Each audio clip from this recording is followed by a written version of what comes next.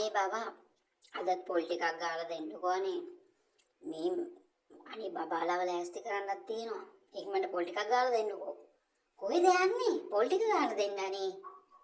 ඕකනේ බැරි. දවසක් පව් කියලා කරාම හැමදාම පුරුද්දට ගන්නවා. මට පොල් ගන්න බෑනේ මටත් වැඩ තියෙනවා. ඔයා නිකන් කතා කරන්නේ මං නිකන් ඉඳන් ඉන්නවා වගේ. මේ ළමයිගේ වැඩයි, ගෙවල් වල වැඩයි, මගේ මං ඔෆිස් යන්නත් ඕනේ. හරිනම් ඔයා මට වැඩකාරියෙක් ගෙනත් දෙන්න ඕනේ. පොල් ටික ගන්නවද නැද්ද? ආපෝ උදෙම පටන් ගන්න එපා. උදෙම පටන් ගන්න එපා. මේ දෙන්න. කෝයික් මට දෙන්න. ආපෝ පොල් ගැව්වා කියන්නේ ඉතින් ඉව්වා තමයි. මම තමයි දිව්වා. මට පොල් රොඩු සුද්ධ කරන්න දෙන්නේ නෑනේ. ඔයා සුද්ධ කරලා දෙන්න බෑනේ. මම ගාලා දානවා. ඔන්න පොල් ගැව්වා.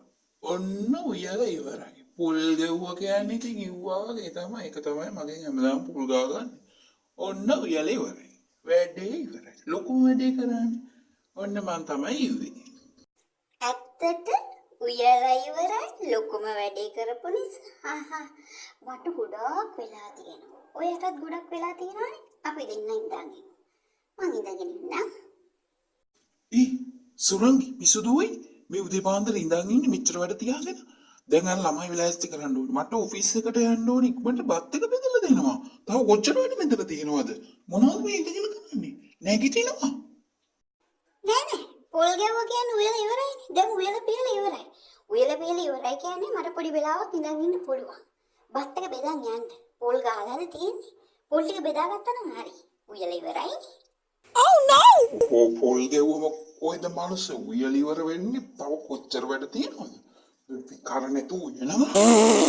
තව කොහෙද වැඩ තියෙන්නේ? පොල් ගැව්වා කියන්නේ උයලා ඉවරයි. අර උයපු බත් එකයි ඔන්න ඔය ගාපු පොල් ටිකයි බෙදාගෙන ඔෆිස් යන්න. මං ඉඳගෙන ඉන්නවා. මිනිස්සු පොඩි වැඩක් කරලා දීලා එනවා මෙතන. උයලා ඉවරයි. අපි කරන වැඩ තේරෙන්නේ අද තීරුම් කරවන්න ඕන. ඇයි බං අද කාලේ ගෑනුන්ට වීලුවක්වත් තේරෙන්නේ නැත්තේ?